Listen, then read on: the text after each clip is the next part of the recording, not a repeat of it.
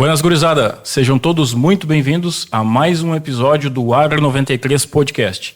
Esse é um podcast prático, direto ao assunto, com informação relevante para o produtor e para quem é técnico também.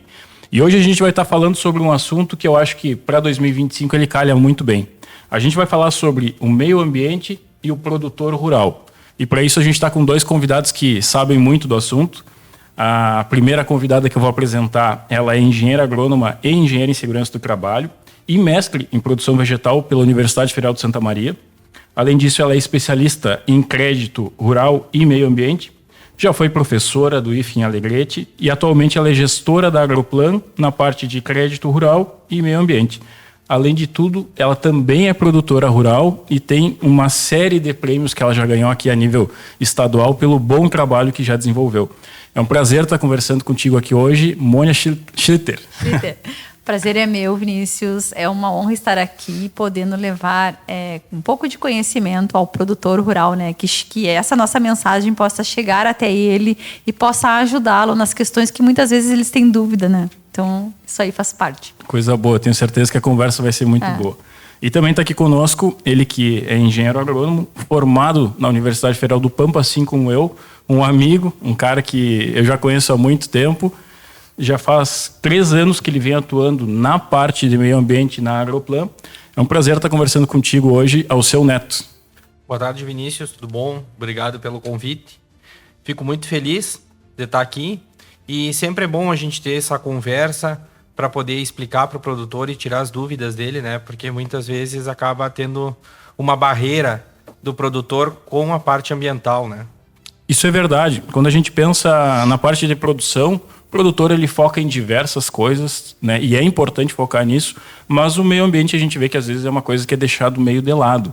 E para a gente estar falando sobre isso, eu acho que é importante a gente começar pelo começo, já falando de coisas que podem ser simples, básicas, mas que eu acho que é importante a gente estar ressaltando. Eu queria que vocês explicassem, então, para quem nos assiste, qual que é a diferença entre APP e reserva legal.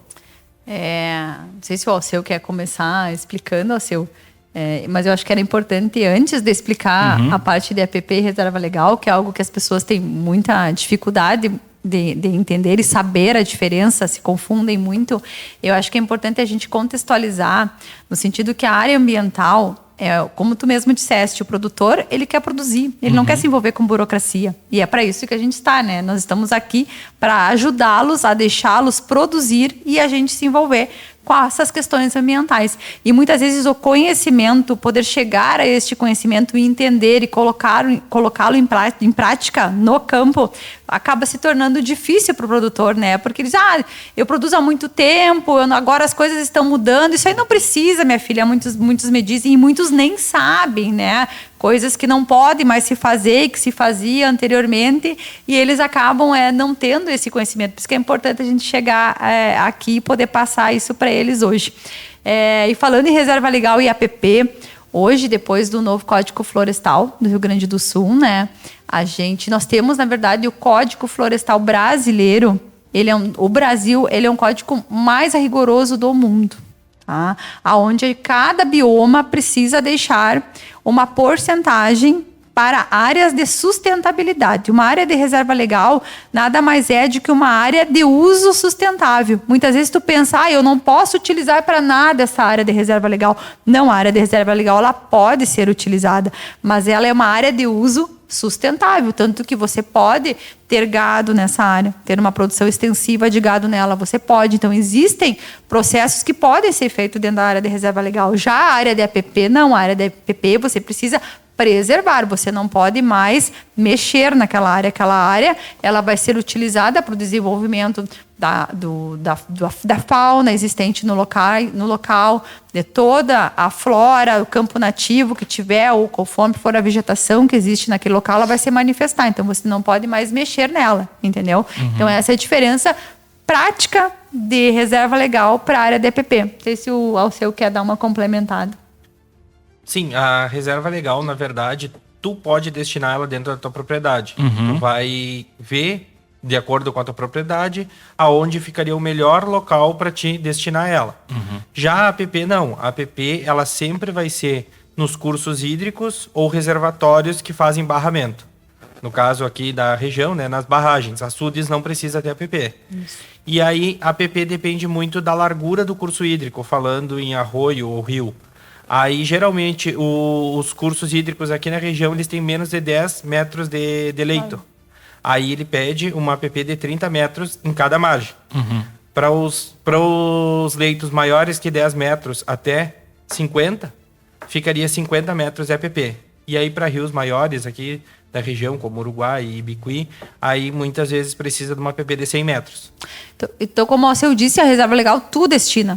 Tu vai escolher dentro da tua propriedade aonde tu vai deixar essa área para uso sustentável dentro dela, entendeu? E no bioma Pampa é 20%. Aí, a depender do bioma, nós vamos ter... E o Rio Grande do Sul tem 2 biomas, né? O Pampa e a Mata Atlântida. Nós aqui é praticamente só bioma Pampa, que Uruguaiana é a nossa região aqui, né? Então, são 20% da área de reserva legal. Perfeito. É muito bom a gente já começar fazendo essa diferenciação, clarear esses dois temas na cabeça do produtor.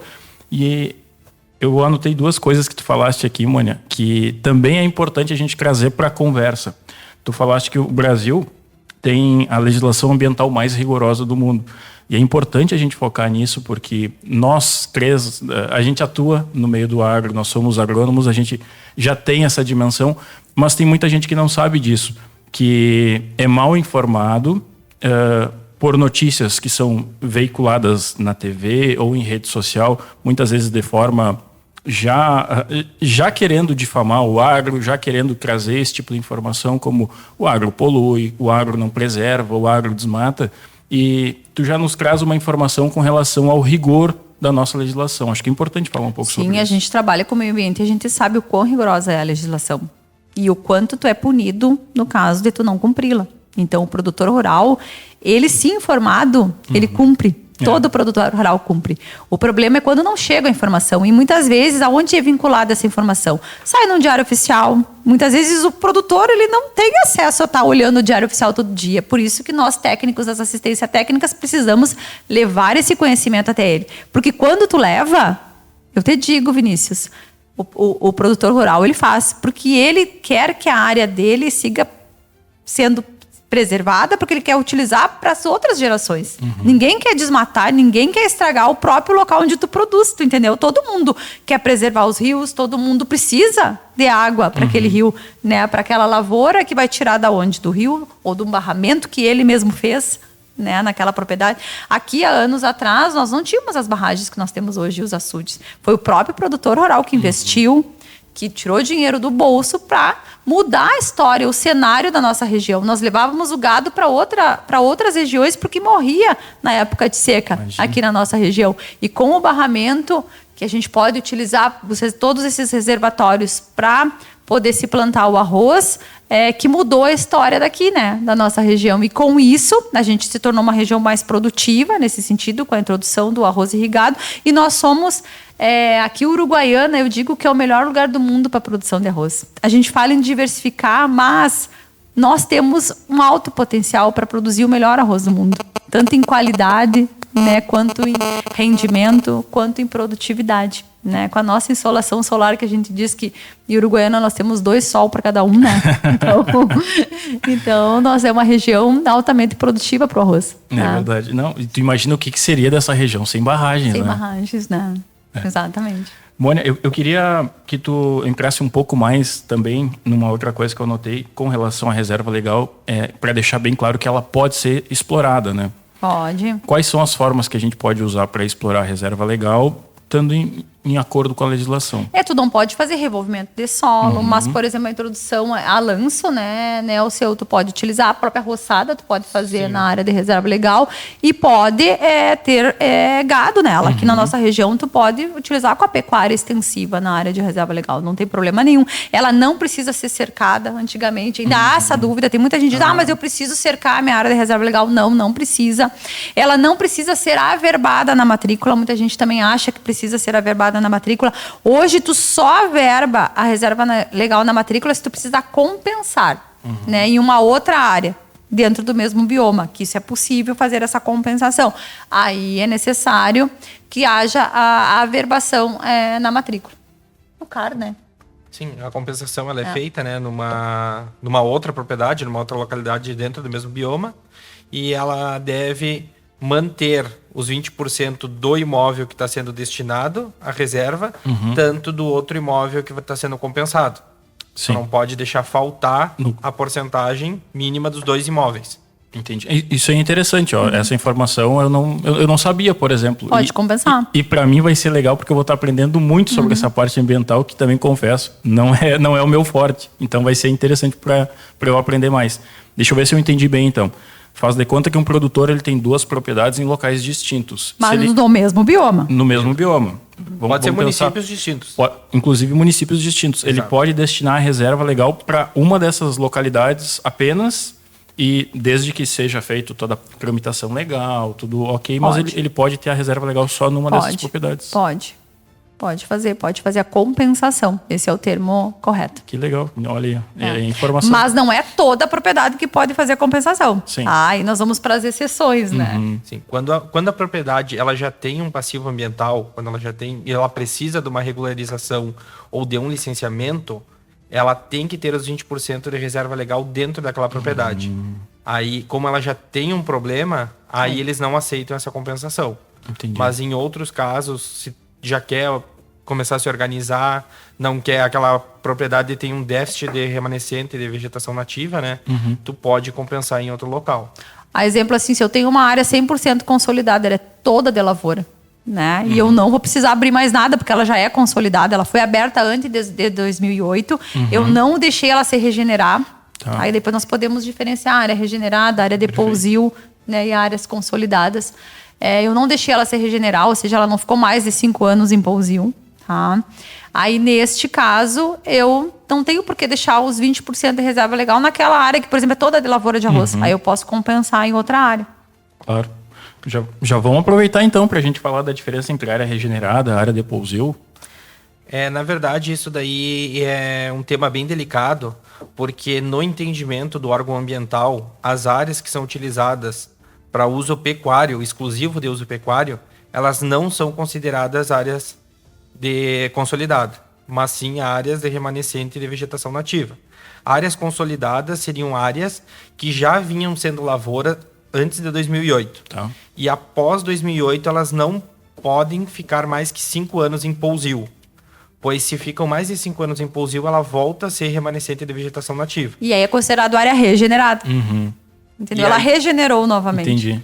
E isso acaba causando um pouco de problema para o produtor, porque muitas vezes, dependendo da área, dos cortes, dos levantes, acaba que uma área ele vai voltar 6 anos, 8 anos após aquele cultivo. E aí, se não teve nesse meio do caminho, aí não teve uma pastagem, não teve um revolvimento para outro tipo de manejo, essa área volta a ser remanescente, e para ele voltar a cultivar nessa área, ele precisa pedir uma licença. E aí, muitas vezes, pela falta de informação, acaba tendo um problema ambiental, porque não pede essa licença pensando que aquilo ali é uma área consolidada. Mas ela deixou de ser consolidada no momento que ficou 5 anos parada. Parada não, né? Mas ficou sem cultivo. Porque o pousio é até 5 anos, tá? E daí tu pode, até 5 anos, tu pode deixar ela em pousio. Passou de 5 anos, ela regenerou. Entendi. E aí tu precisa pedir autorização pro Estado. Tu entendeu? E aí essa é a confusão. E muita gente, quando fez o CAR lá em 2015, 2016, tinha o entendimento que se tinha o gado em cima, ou foi lavoura antes de 2008, é área consolidada. E não levou em consideração a questão do pousio e da regeneração da área, ou seja, ela voltou a ser remanescente de vegetação nativa. E aí, neste caso, está ocorrendo o quê? Os embargos e as multas ambientais, que é o que tem ocorrido muito na nossa região, tanto multa por parte do IBAMA quanto por parte da própria FEPAM. Esse era outro assunto que eu já queria entrar com vocês, e a gente aproveita o gancho para ir emendando um assunto no outro. De fato, a gente está vendo que esse ano está tendo muita multa na região. Eu já queria aproveitar para a gente saber o que o produtor precisa fazer. Claro que o ideal sempre é procurar uma assistência técnica competente que vai instruir ele, mas só para ele ter um norte, assim, ó. Eu tô com uma área que, como a gente vinha falando, antigamente era lavoura, ficou mais do que 5 anos em pousio, já não é mais agora uma área consolidada. Vou voltar a plantar ela agora, faz de conta que o arroz está numa condição boa e vale a pena plantar, o que ele precisa fazer? Ele vai até a Agroplan e o que precisa ser feito do ponto de vista legal? Aí tu vai precisar regularizar. Regularizar não, tu vai precisar pedir autorização para poder mexer nessa área. E para isso tu vai ter que estar com a autorização, tá? Autorização para supressão de campo nativo, porque ela voltou a ser... Sim. Né, ela regenerou, então ela voltou a ser campo nativo. Tá? O produtor se organizar desde o pedido até sair a liberação, mais ou menos quanto tempo leva? Em média. Depende, viu? O que leva um pouquinho mais de tempo é a questão do CAR, né? Porque daí você vai ter que fazer uma análise nesse CAR e uma retificação. A primeira coisa é você determinar quais são as áreas que você vai destinar para a reserva legal, para os 20% de reserva legal. Isso é imprescindível para poder abrir novamente uma área que ficou parada há mais de 5 anos. Então, quesito obrigatório. É um quesito obrigatório. E aí você vai precisar também demarcar nesse CAR todos os cursos hídricos e deixar as APPs corretamente. A gente vê muito CAR que foi feito lá atrás, às vezes pelo próprio produtor, às vezes pelo seu contador, às vezes pelo seu advogado. Todo mundo, o Senar deu curso de CAR e todo mundo se achou competente e apto para poder fazer o CAR. E hoje a gente vê que está ocorrendo multas, inclusive, pelo CAR estar... Porque no CAR está demarcado errado. Às vezes eu tenho um curso hídrico no CAR demarcado errado e a gente já teve casos de multas ambientais devido a isso. Então, eu acho que a primeira coisa que o produtor tem que fazer é se atentar de como está o seu CAR. Nos procurar sua assistência técnica e fazer uma verificação, pedir um mapa de uso do solo, como é que está o CAR dele, né? Que é a área que foi destinada para o quê? E aí a primeira coisa é isso, tá? Dentro desse contexto também, o que acontece bastante ali, vamos dizer assim, uma revolta do produtor quanto à área de APP para ser destinada para reserva legal. No caso, se tu tem áreas para serem convertidas dentro da tua propriedade, o órgão ambiental entende que tu tem um excedente de remanescente de vegetação nativa. Ou seja, tu tem mais que 20% de vegetação nativa dentro da tua propriedade.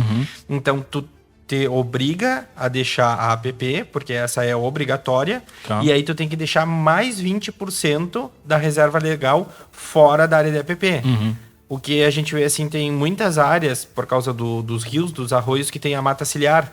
E aí então o produtor pensa, eu tenho bastante mato, vai ser tranquilo de deixar a reserva legal. Aí tu pega para fazer uma análise socioambiental ali da propriedade e aí tu vê que maior parte desse mato já é APP. Então tu não consegue contabilizar dentro da reserva legal. Mas isso é bem tranquilo. A reserva legal ela é flexível, né? Sim. Então tu consegue ir ajustando para poder abrir novas áreas. A gente não consegue, por exemplo, juntar uma APP com reserva legal quando você tem uma nova área para abrir. Entendi. Entendeu? Ou que se tu deixou mais de 5 anos parado. Tu até consegue juntar as duas, mas quando tu tá com toda a área já aberta, tu não vai precisar intervir mais nela, tu entendeu? Ela já está toda, com toda da maneira que tu vai utilizar daqui para frente. Aí você pode juntar uma APP com reserva legal. Mas no momento que você precisa fazer uma nova abertura, aí você não pode juntar as duas. Aí tem que ser separado, como o Alceu explicou. Tu vê como tem detalhes, assim, É né? muito detalhe, é muito detalhe. Nem sempre não existe a receita de bolo no meio ambiente. Isso a gente já sabe, né, o seu. Então, às vezes, tu vem com algumas coisas prontas que para aquela tua situação não serve. Entendeu? Serve pro teu vizinho e para ti não serve. Porque é diferente o teu caso. Outra situação que a gente vem se deparando também nessa questão de pedido de supressão é a malha hidrográfica do estado. Ela tem bastante erro porque ela foi feita por sensoriamento remoto. E aí, muitas vezes, durante o licenciamento, é exigido APP em locais que não é necessário, que são cursos hídricos efêmeros. O curso hídrico efêmero nada mais é que um dreno natural. De acordo com a declividade do terreno, vem as chuvas, e aí aquele curso hídrico ali, ele vai ter água uma semana, 15 dias após a chuva, depois ele seca. Então, a APP ela é obrigatória em curso hídrico perene e intermitente, que são aqueles cursos hídricos. O perene ele nunca seca, né? Sim. E o intermitente, numa estiagem, alguma coisa assim, ele fica um período sem ter água, mas depois volta ao normal. Então, muitas vezes, além desse pedido de supressão, é preciso fazer um laudo para comprovar quais cursos hídricos realmente fazem parte ali na propriedade que precisa de APP e os que não precisaria. Se está demarcado na malha hídrica do estado, a FEPAM, quando olha, o órgão que vai analisar, quando ele olha, ele vai exigir APP. E aí, com esse laudo, tu consegue tirar fora essa APP daquela propriedade. Então, por isso que é importante o técnico, que o técnico faça essa análise. Ali no escritório, a gente faz uma análise socioambiental, que eu digo, de toda a propriedade, para tu ver quais são os pontos frágeis que tu precisa se deter para deixar a propriedade regularizada, deixar o seu CAR regularizado dentro das normas ambientais vigentes hoje. Pelo que vocês falam, é nítido a importância de tu ter alguém a campo, junto com o produtor, instruindo, acompanhando e trazendo esse tipo de detalhe, porque dessa forma o produtor vai conseguir explorar melhor a área dele, explorar numa totalidade maior, digamos assim. E sem risco, né? E sem risco, que é o mais importante, né? Porque isso também é outra coisa que eu já queria trazer. A gente está vendo, a gente já falou, esse ano parece que está tendo uma explosão de multas. Teve alguma mudança com relação à forma como é feita a fiscalização? Ou, não sei, o pessoal está indo mais a fundo, buscando... e eu acho que a palavra é essa, ir mais a fundo mesmo no que está acontecendo, porque como aumentou a quantidade de multa esse ano? Na verdade, a gente começou com essas multas a partir do MAP Biomas, né? Que começou a ter o MAP Biomas Alerta.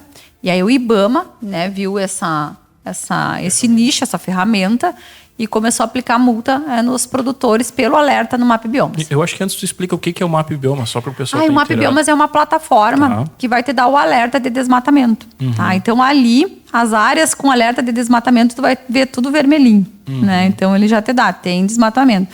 E aí, a partir daí, com essa ferramenta, o IBAMA começou a multar. Posterior a isso, a FEPAM também começou a utilizar essa ferramenta e também começou a analisar. E hoje, com a introdução da soja aqui no Rio Grande do Sul, que veio enormemente nos últimos anos, e o pessoal começou a abrir área, tinha muita área de campo nativo que foi aberta pela soja. Então, ela estava mais de 5 anos parada. Sim. O que acontecia antigamente? Tu só fazia a tua licença porque tu ia tirar o crédito. Então, muitas vezes tu diz, eu nem preciso de licença porque eu não tiro o crédito, porque o banco exigia. Sim. Né? Então, na verdade, o crédito foi uma ferramenta para fazer com que o produtor entrasse nas normas ambientais, começasse a ter as licenças ambientais por causa do crédito. Sim. Né? Só que a partir de agora, não. Agora todo mundo está tendo que se regularizar, porque, na verdade, né, tu está tendo multas direto se tu não tem né, as licenças. Então, se começou a plantar muita soja e começou a ter esse alerta e começaram a vir essas multas primeiramente nessas áreas abertas. Tá? Começou a vir através da plataforma, através desta ferramenta do MAP Biomas. Atualmente, o que está acontecendo? A FEPAM, em toda a análise de licença que ela vem fazendo agora, quando você vai pedir uma renovação, ou quando você vai pedir uma LOR, que é uma licença de regularização, uma licença de ampliação, ou quando tu vai pedir para fazer um novo barramento, uma nova barragem, um novo açude na propriedade, ou qualquer intervenção que tu vai fazer na propriedade, a FEPAM já analisa a plataforma, entendeu? E aí já começa, ali já tem o alerta e aí acaba ocorrendo as multas. E a própria Patran também, nós temos a Patran, né, que é estadual, e a Patran está muito atuante neste quesito. Tem feito muitas visitas nas propriedades, principalmente no que tange às adequações ambientais, ou seja, a pista de lavagem, né, a bacia de contenção onde tu deixa o tanque de diesel, entendeu? Todas as adequações que tu precisa ter na propriedade. Até essa questão do MAP Biomas, a própria mídia agora vem trabalhando em cima disso, porque na verdade ela foi uma plataforma que ela foi criada, desenvolvida, né, por ONGs e grupos de pesquisa de universidades, justamente por causa do desmatamento lá na Amazônia. E aí eles foram adaptando, foram melhorando, né?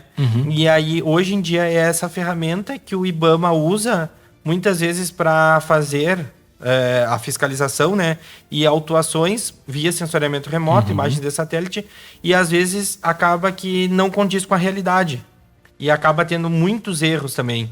E aí acabou que tá tendo essa enxurrada de autuações justamente por isso. Eu vejo que eles acabaram perdendo um pouco o foco dessa plataforma e estão utilizando ela de uma maneira excessiva, sem ponderar muitas vezes, ou ir a fundo, ou de repente fazer uma vistoria, né, no local. E a questão ali que a Mônia falou também, que a FEPAM tem agora acesso a uma ferramenta que é utilizada pela Polícia Federal, que são imagens diárias de satélite, que é utilizado pela polícia para combater o tráfico em fronteiras, coisas assim, picadas que abrem. E aí a FEPAM também está usando essa ferramenta e acaba que eles têm um acesso a um banco de dados diário. Então fica mais fácil deles fiscalizarem via sensoriamento remoto e não precisam ir até a propriedade para ver o que aconteceu, né? A gente sabe da dimensão do Brasil, é um país continental, então para os órgãos estarem atuando a campo não é tão simples assim. Mas ainda com relação ao Map Biomas, e vai bem ao encontro do que tu está falando, Alceu, eu pergunto assim, qual que é o nível de confiabilidade dessa plataforma? Porque é uma plataforma que trabalha com sensoriamento remoto, mas eu imagino que ocorrem erros. Se vocês têm uma dimensão mais ou menos de qual que é a confiabilidade dela e, por exemplo, eu fui notificado com relação a uma atividade, como se eu tivesse gradeado uma área lá, mas eu não fiz isso. Na prática, eu não fiz. O que eu posso fazer para recorrer, para não levar uma multa? Não, aí tu recorre, né? A gente tem feito laudos. Na verdade, ali o escritório, a gente tem trabalhado enormemente nessa área, defendendo. Aí tu vai fazer uma análise por sensoriamento remoto em outras plataformas para tu comprovar, né, que aquela área não foi aberta da maneira que eles estão colocaram no teu auto de infração, entendeu? Tu vai fazer o estudo todo para trás e comprovar, né, de maneira técnica. Tem como, a gente tem feito muito ali no escritório. Né? Às vezes vem erro de filtro, né? Às vezes a multa já está prescrita, já passou mais de 5 anos, também consegue, porque o crime ambiental ele não prescreve, mas a multa sim. Então, se já passou 5 anos da conduta, tu pode entrar com a prescrição. Isso aí é algo interessante das pessoas, dos produtores saber. Muitos chegam apavorados, com uma multa mais de 1 milhão ali no escritório. E aí tu acaba vendo, não, mas essa aqui, grande parte dessa multa já está prescrita, já passou, né? Daí tu faz uma análise bem criteriosa dessa área, por todas as plataformas possíveis que a gente tem acesso, a gente faz um estudo para ver o que a gente consegue comprovar, se ou já houve a prescrição, ou se tem um erro de filtro, ou se foi feito alguma coisa ali durante esse intervalo e tu consegue comprovar que não é bem assim, entendeu? Então a gente consegue muita coisa. Tá? Em alguns casos não 100%, mas grande parte sim.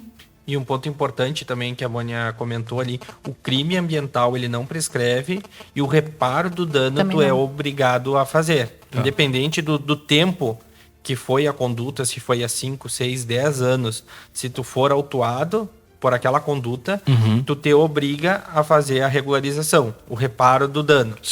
Aí no caso tu tem 2 caminhos. Ou se tu tem os 20% de reserva legal dentro da tua propriedade, tu consegue regularizar aquela área para seguir utilizando ela para cultivo de arroz, de soja, enfim.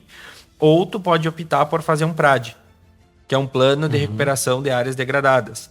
Aí o PRAD nada mais é do que tu deixar essa área se regenerar naturalmente e aí posterior tu vai ter que usar com pecuária, não poderá mais cultivar ela, ou se for cultivar, vai ter que deixar os 20% de reserva legal e pedir autorização para converter ela.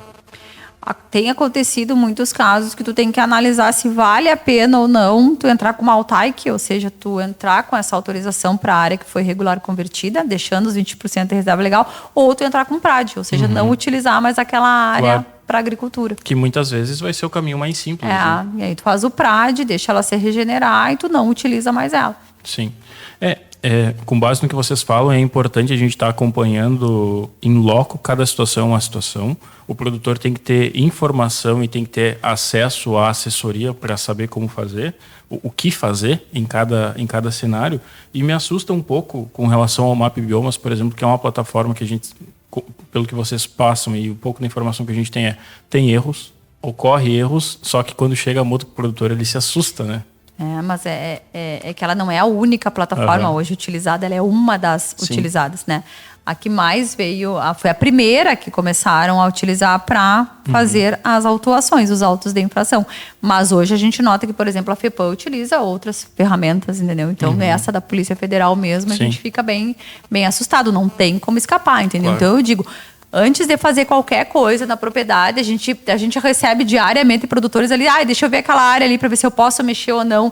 Por mais que às vezes não apareça no alerta no MAP Biomas, não aparece com o risco de alerta ali. Se você sabe que ela ficou mais de 5 anos parada, eu acho que a partir daí é a tua tomada de decisão, é a consciência de cada um. Claro. Se ficou mais de 5 anos, mesmo que não tenha o alerta hoje no MAP Biomas, como existe em outras plataformas, peça autorização para supressão. Não tem por que tu arriscar. Essa informação é importante, porque tem produtor que daqui a pouco ele vai ficar acompanhando ali no MAP Biomas, vai ver se tem alerta, se não tem. Ele sabe que a área já está parada há mais tempo que isso, mas se não aparecer nenhum alerta, ele, daqui a pouco ele vai dar uma tenteada, vai tentar a conduta que tu né? tem a campo, tu sabe. Tu tá em cima daquela área, tu sabe o que foi feito ou não nela, né? Então vale muito mais tu saber assertivamente o que tu fez do que tu tá te baseando simplesmente na plataforma. Porque se vem uma multa errada naquele local, a gente consegue defender. Entendeu? Porque assim como eles conseguem ver para trás as imagens,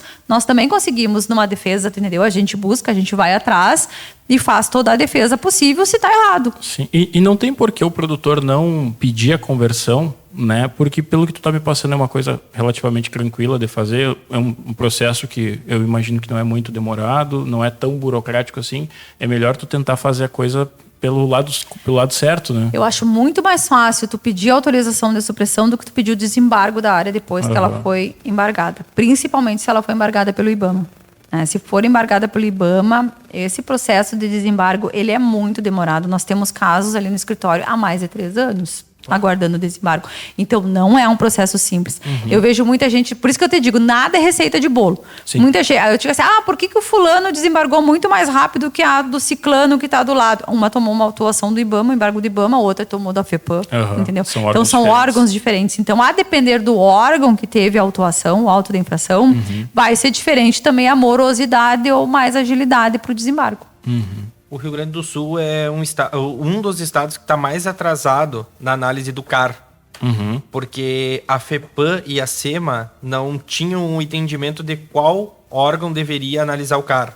Agora até eles tiveram um acordo que áreas que foram autuadas, o CAR comece a ser analisado e validado. E aí o IBAMA exige a validação do CAR para poder desembargar uma área.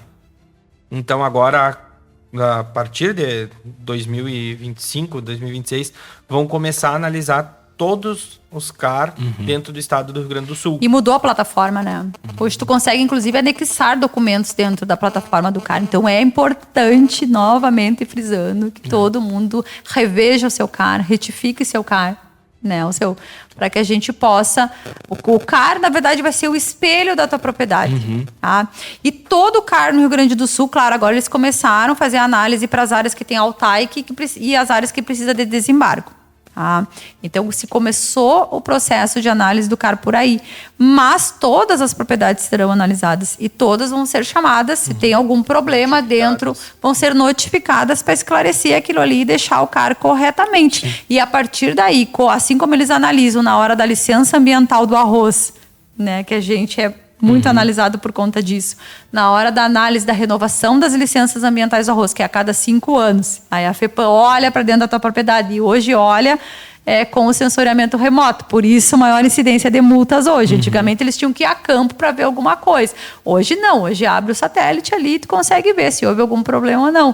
Mas na análise do CAR, isso também vai acontecer. Então, não vai acontecer só para as áreas arrozeiras e que tem licença, as áreas que tem irrigação. Vai acontecer para todo mundo. Então, todo mundo que tem CAR vai ter o seu CAR analisado e, com isso, pode ser que aconteça alguns autos de infração a partir desta análise do CAR. Então, é importante todo mundo rever. É importante vocês trazerem isso, porque eu lembro quando surgiu o CAR, ele era uma ferramenta para também tentar dar uma regularizada no imóvel rural, na propriedade rural como um todo. Só que no Brasil, geralmente as leis elas são permissivas, né? Então tu tem um prazo, aquilo vai sendo adiado, vai sendo adiado, vai sendo adiado. No início o CAR foi vendido para os produtores como se fosse uma coisa muito simples de ser feita, qualquer um pode fazer, tu só coloca o CPF ali e faz o CAR e está tudo certo. Hoje a gente está vendo que basicamente todos os prazos que foram dados estão encerrados e tudo aquilo que se fez mal feito, entre aspas, lá atrás, agora vai precisar ser regularizado. E é importante que isso seja feito, porque assim, A gente está falando de uma propriedade rural, claro, é um produtor, mas é uma empresa rural. É uma empresa que movimenta bastante dinheiro, é uma empresa que gira a economia.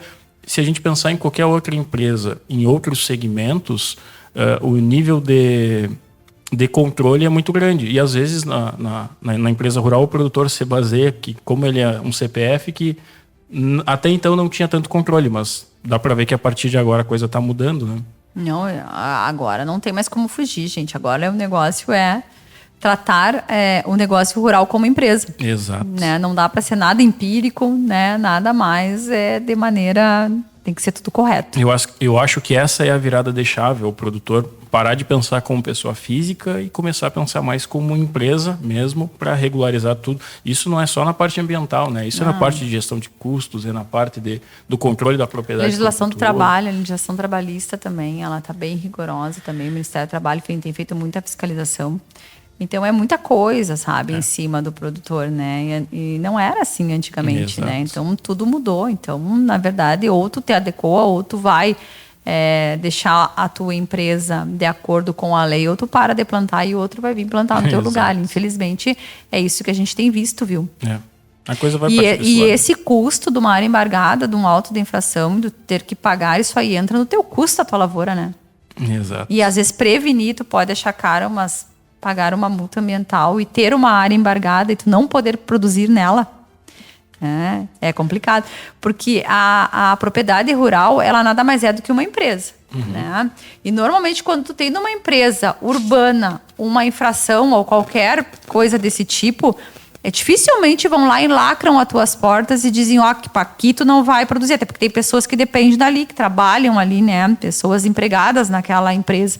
Mas na propriedade rural acontece o seguinte, eles embargam, tu não pode mais produzir, e as tuas contas como é que fica? Tu demite o funcionário, o que tu faz? Tu repete um corte, que vai ser menos produtivo. Daqui a pouco tu fica inviável de produzir. Daqui a pouquinho tu inviabiliza, né? Então tu tá tendo que repetir daqui a pouquinho um corte 1, 2 anos. Nós temos um produtor que tá 3 anos na área embargada. Ela diz, o que eu faço esse ano? Eu vou repetir terceira vez este corte de lavoura, porque eu tô com outro corte embargado, entendeste? Então é um passivo da multa e um passivo de tu produzir menos, entendeu? E daqui a pouquinho com o arroz ao preço que está e ao custo que está hoje, tu tá fora do negócio. Tá fora do negócio. É bem isso aí. Com certeza é muito melhor tu prevenir e trabalhar certo antes do que tu ter que passar por essa situação ali depois. A gente tem tentado trabalhar muito com a prevenção, sabe? Ir nas propriedades. A gente tem feito visitas com todos os nossos clientes nesse sentido de tu ir lá olhar. Não quer dizer que tu vá tirar todos os riscos, mas pelo menos tu vai lá, tu alerta, aqui arruma a tua bacia de contenção.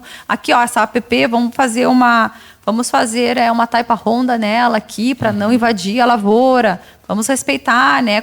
De maneira assim que tu vá educativamente orientando o produtor e os funcionários, né? Porque muitas vezes estão acostumados a queimar lixo, não pode queimar lixo. Ainda ligam, né? Às vezes, Mônia, posso queimar? Não pode queimar. Essa palavra não pode existir. Não correta, pode. né? Temos que destinar corretamente. Tudo, né? O óleo, o filtro, pano resíduo, sujo, o lodo, né, da caixa separadora, tudo precisa ser destinado. Uma mancha de óleo no chão, vocês não têm ideia o que é e o custo que é para tu fazer um laudo disso, para dizer que não entrou, não foi para o lençol freático, que não teve problema, porque depois que a pátria pega ou qualquer outro órgão ambiental pega, né, um problema de uma mancha de óleo no chão, vocês não sabem o problema que é.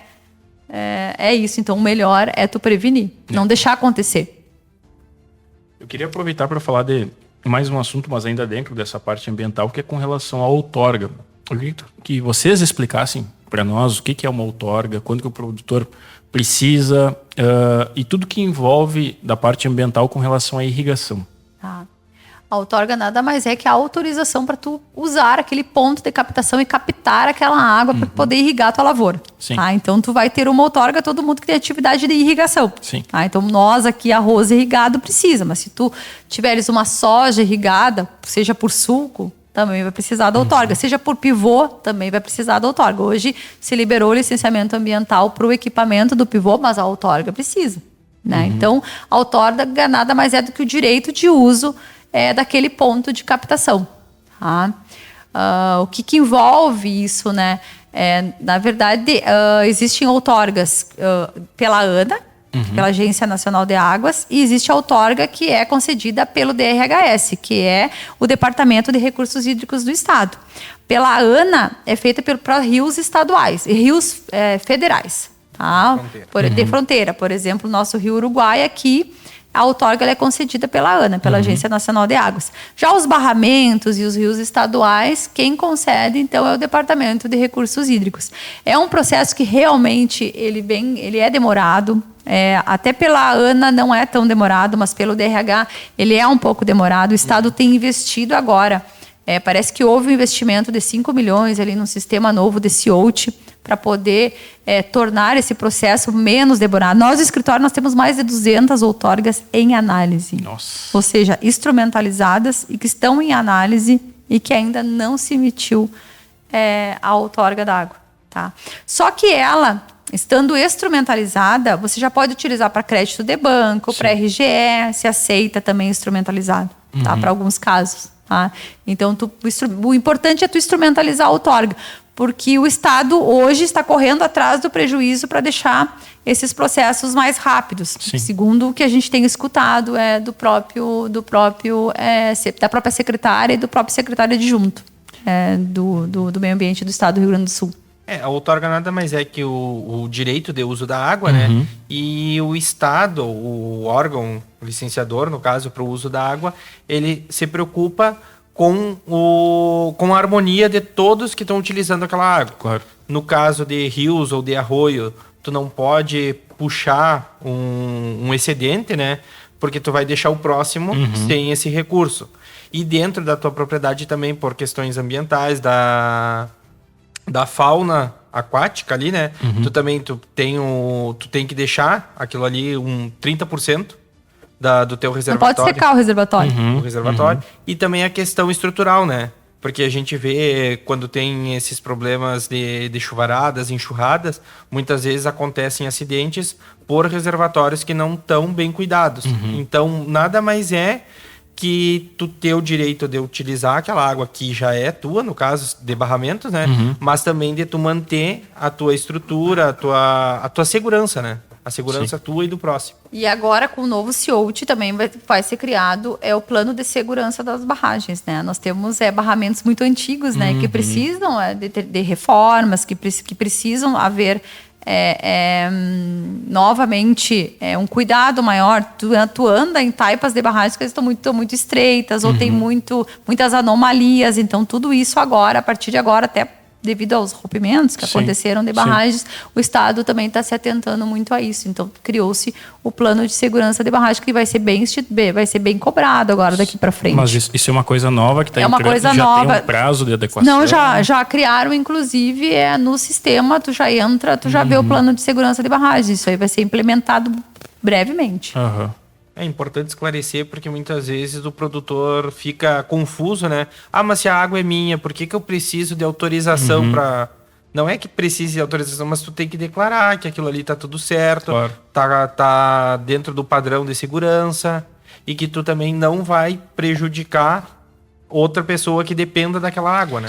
Até porque quando tu vai construir um novo barramento, tu tem que, para que ocorra essa harmonia, tu não pode construir acima e deixar o outro sem água, né? Entendeu? Porque muitas vezes todo esse balanço hídrico ele é afetado com a construção do novo reservatório, né? Então, deixa eu fazer 2 perguntas para vocês com relação a isso. O primeiro independente da cultura que eu tiver utilizando, eu preciso da outorga, mas eu preciso especificar qual cultura, quantos hectares de cada uma.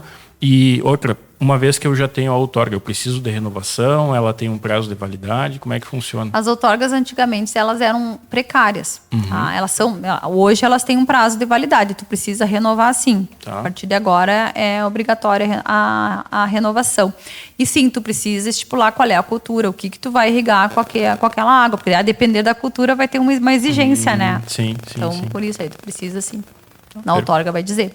Perfeito, é importante a gente saber disso, mas... Outro ponto importante também, dependendo do reservatório, se tratando de barragem, se tem mais de um usuário, tu não faz 2 outorgas. Tu faz uma outorga pro reservatório e declara os usuários. Sim. Se for 2, se for 3, 4, tem que estar dentro da mesma outorga. Claro. Para não ter conflito de água. Justamente para cada um saber qual o seu percentual de utilização. E aí, se, por exemplo, é uma terra arrendada, vai o nome dos usuários nas terras de fulano de tal. Tem que ter esse vínculo, né, também. Sim, perfeito. Agora, para a gente mudar um pouco de assunto e já começar a caminhar mais para o fim, eu queria saber de vocês um tópico que é bem importante e que também é da tua especialidade, Mônica, que é com relação ao crédito rural. Como é que está o cenário de crédito esse ano para o produtor? Como é que está o acesso dele ao crédito? O que tu está vislumbrando, tanto para esse ano quanto para os próximos que estão vindo? Porque o que a gente consegue ver, assim, eu vejo mais de fora, mas é praticamente um filme de terror. Na verdade está. A gente estava falando de meio ambiente, né? E, na verdade, toda a questão da regularidade ambiental aqui na fronteira oeste se deu muito em função do crédito rural. O pessoal procurava fazer as licenças para poder tomar o crédito rural. Hoje, né, as questões ambientais se tornaram uma prioridade independente do crédito, né? Porém, as fontes de recurso parece que secaram nos últimos anos, né? Nós estamos vivendo uma crise no crédito rural, mudou muito. O crédito ele está a conta gotas, né? Isso que eu tenho visto. E aí aquele produtor mais organizado é o que acaba tendo acesso aos recursos menores, aos recursos menos caros. Porque hoje em dia, com uma melhor taxa de juros. Com uma melhor taxa de juros, porque hoje em dia todas as taxas praticamente estão bem acima do que a gente tinha uns anos atrás, né? E o crédito também está muito escasso, né? Então tu precisa te organizar para o momento que vem o recurso, tu poder ter acesso a ele, porque senão tu fica de fora, realmente. Mas a gente teve, por exemplo, ao longo do ano passado, ao longo do Plano Safra anterior, a gente teve ao longo do ano bem menos crédito do que a gente gostaria. E esse ano o cenário aponta com menos crédito ainda. Basta ver que nós já estamos hoje na metade de junho e nós não temos ainda oficialmente uma data do anúncio do Plano Safra. Nós não sabemos nem a que taxa nós vamos trabalhar no próximo Plano Safra. Imagino. Ouvir falar que seria o lançamento entre 25 e 26 de junho do lançamento do Plano Safra. Mas a gente não sabe, não é nada oficial, né? Então a gente está aguardando. Então é difícil o produtor se organizar se o governo também não está dando mão nenhuma para nós, né? Exato. E o produtor, ele nos últimos anos, eu acho que já é mais ou menos histórico, o produtor geralmente ele conta com um plano safra para se organizar, para ter esse acesso ao crédito, para fazer a lavoura, digamos assim. Para comprar os insumos, né, da lavoura. Isso é importantíssimo, né? O custeio para tu poder comprar os insumos, não só o investimento, né, para tu adquirir máquinas ou os equipamentos de irrigação ou a própria armazenagem, que também faz parte. Mas o custeio ele é imprescindível. Pois é. Né, que tu tem acesso. Aí a gente vê um ano como o que a gente está falando. Hoje, no dia da gravação, a gente está na metade de junho. Até agora não saiu o Plano Safra, a gente não sabe em que valores vai sair e qual a taxa de juro, quanto vai ser disponibilizado para o produtor.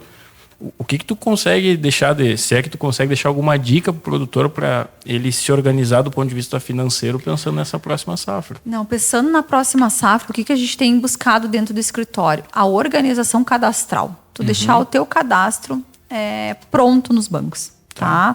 E a mesma coisa os projetos. Tu fazer um planejamento do que tu vai precisar tomar de recurso. Tá? A partir daí, tu deixa os projetos prontos, né? Na esteira do banco. E aí, quando vem o recurso, tu consegue acessar, porque hoje a gente consegue deixar tudo via portal de crédito, então tu consegue deixar os projetos prontos, alinhados, validados, e aí a partir do momento que vem o crédito, tu consegue ter acesso a ele. Porque se tu não faz isso, quando vem o crédito, tu vai pensar, vou querer, não vou, faz para mim, tu já perdeu. Porque teve várias ocasiões no ano passado que veio o crédito, durou meio dia, durou um dia, entendeu? Então tu tem que estar, quem já está com tudo alinhado é que vai ter acesso a ele, quem dormiu, infelizmente, não vai pegar. E isso acontece. E muitas vezes, antigamente, aquela ideia que nós tínhamos antigamente, que era tu ir no banco, tu precisar do crédito, tu ir lá e se servir na prateleira e tu ter, hoje nós não temos mais. Então, tu tem que tu tem que ter um planejamento, deixar tudo organizado para o momento que vier tu acessar. Não pode mais, tu não tem mais como ir no banco se servir, porque não existe mais esse crédito. Pois é. Eu gosto muito de falar o seguinte, Mônica, quando a gente se depara com uma situação complicada, isso para tudo na vida a gente tem duas opções. Ou eu posso sentar e chorar e reclamar e espernear, ou eu posso entender que é uma situação complicada e ver quais são as variáveis que estão no meu controle e fazer o que está ao meu alcance para que eu consiga resolver aquilo. O que tu está nos trazendo mais ou menos é isso. Ou seja, é uma situação terrível para o produtor, que normalmente depende do crédito, usa o crédito. Mas o que dá para fazer? Te organiza, faz o contato com a Agroplan, faz o contato com a tua assistência, agiliza tudo que tu puder para que tu consiga ter acesso a esse crédito. E daí, quando vem, tu acessa. Esse é o diferencial hoje em dia, sabe? E eu te digo, assim, os nossos clientes, a gente fez muito ano passado e a gente vai seguir trabalhando nessa linha de pensamento, de deixar tudo pronto para a hora que o banco tiver acesso ao recurso, tu conseguir acessá-lo com o menor custo possível dentro do cenário que nós temos. O que tá, só por curiosidade, o que tu tá vendo, o que tu tá vislumbrando esse menor custo possível de crédito dentro Mas do olha, cenário? nem se eu tivesse bola de cristal, entendeu? Mas eu acredito que as taxas de juros... Hoje nós temos enquadramento de produtor, né? Que eu acho que é importante para quem não sabe entender o enquadramento. Nós temos os produtores, aqui em Uruguaiana principalmente, nós temos produtores que são Pronamp e os produtores demais produtores. O Pronamp é aquele que tem um faturamento até 3 milhões de reais, ele é enquadrado em Pronamp. Nós tínhamos uma taxa de juros de 8%. Nós estamos trabalhando ainda no pré-custeio para arroz e no custeio manutenção de gado ainda com essa taxa. Existem alguns bancos que ainda têm a taxa de 8%. Sim. O problema, o cenário está ficando pior para o demais produtor. Aquele que acessava as linhas de créditos com a taxa de 12% na safra passada e que ainda teria acesso ao pré-custeio agora até julho. Essa linha acabou. O demais produtor, ou seja, os produtores que têm um faturamento acima de 3 milhões, hoje não tem crédito subsidiado. Tu precisa ter acesso ao crédito livre. E o crédito livre está partindo de 17%. Pois é. Aí é um problema. Tu imagina, o movimento de dinheiro que a gente tem, né? Pensando faturamento mais de 3 milhões com uma taxa de juros de mais, vai ser 17 mais de 17%. Isso aí é muito dinheiro. E isso aí também é uma das coisas que pode inviabilizar. E tu não tem essa rentabilidade na lavoura, né? É isso. Então, como é que tu vai pagar uma taxa dessas, entendeu? Torna totalmente inviável. É isso. Se tu pensar hoje o mercado do arroz, o custo e quanto está valendo a saca de arroz, tu já praticamente empata se tu está sendo eficiente. Se tu ainda tiver que pagar uma taxa de juros de 17, 18, 20% ao ano, tu vai ficar pelo caminho, não tem como. Nós estamos vivendo um cenário de crise, né? Então, já vivemos anteriormente. Eu já sou velhinha no crédito rural e na área da assistência técnica aqui para o arroz, então a gente já viveu crises homéricas no arroz. Mas, anteriormente, nós tínhamos crédito barato. Pois é. E acessível. O produtor ia no banco e se servia.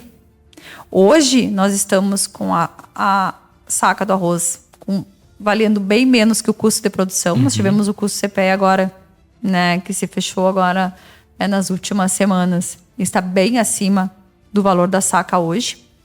Nós estamos operando no prejuízo e nós não temos crédito nos bancos. O que temos é recurso livre e não é para todo mundo.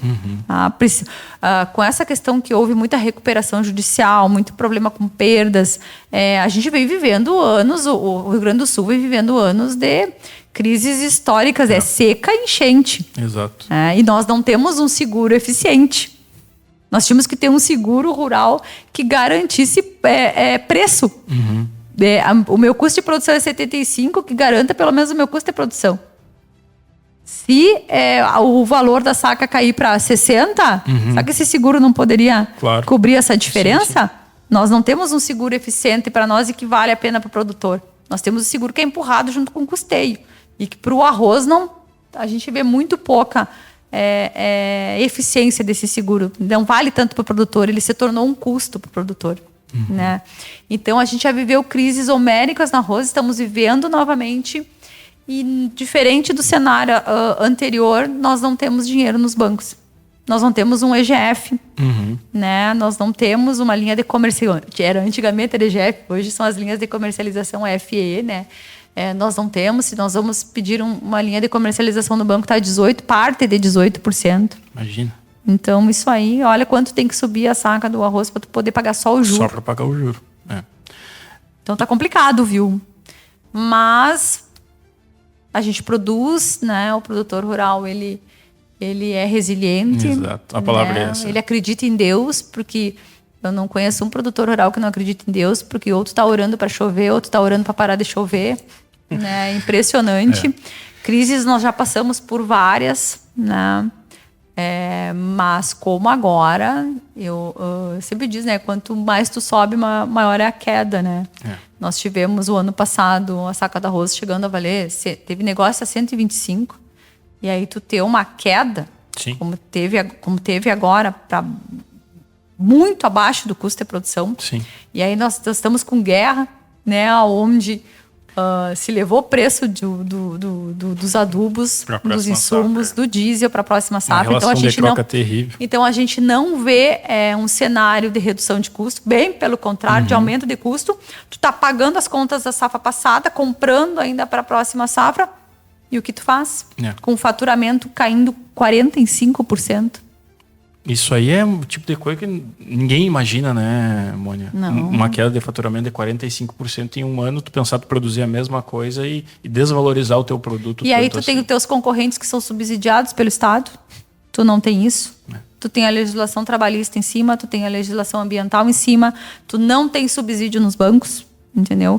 Então o produtor rural brasileiro, ele é um guerreiro. O produtor rural de arroz no Rio Grande do Sul, ele é mais que guerreiro. É verdade. Né? Verdade. Produz porque gosta de produzir. Porque não é fácil tu ter essa instabilidade. Chega a ser uma instabilidade não só, chega a ser uma instabilidade emocional que ele acaba vivendo, né? Porque altos e baixos. Né? Nós, na assistência técnica, a gente tem que ser assistência técnica, a gente tem que ser psicólogo, a gente tem que orientar em todas as áreas, a gente tem que ser multifunções, porque não é fácil segurar essa barra de ser produtor. De fato, é bem por aí como tu falou. E Mônia, para a gente finalizar, eu queria te perguntar qual que é a dica de ouro que tu deixa para o produtor. Pode ser aquilo que ele deve fazer, pode ser tanto do ponto de vista ambiental, quanto alguma coisa pensando em crédito, mas que é fundamental ele fazer. Eu acho que é organização, é fluxo de caixa, saber seu custo, né? Saber o que tu precisa fazer. Tu pode não fazer tudo rapidamente, mas tu tem um plano de ação. Na área ambiental, tu ter um plano disso, entendeu? Eu tenho 3 propriedades e eu preciso adequar todas elas. Tá, a partir de onde eu parto? O que eu faço? Eu tenho um plano a longo prazo para fazer isso, entendeu? Então, toda vez que tu planeja, eu acho que é muito mais fácil tu passar pelas crises, né? O que tu não dá para deixar é vir a avalanche sem tu estar preparado. Perfeito. Acho que é bem por aí. Bom, eu agradeço vocês demais a presença aqui hoje. Foi muito boa a conversa. E quem quiser seguir a Mônia, quem quiser seguir a Agroplan, quais são as redes sociais, como é que o pessoal faz contato contigo? Eu tenho Instagram, é Mônia Schlitter. Mas bota Mônia, que não tem muito, é bem fácil de me achar. E Agroplan, @Agroplan, consultoria. E o teu é o seu? O meu é o seu RBN. Perfeito. Bom, eu agradeço vocês. Vocês me seguem no Instagram vini.agro93. A gente fica por aqui. Eu agradeço vocês mais uma vez. Foi uma aula hoje. E a gente fica por aqui. Um abraço, até a próxima.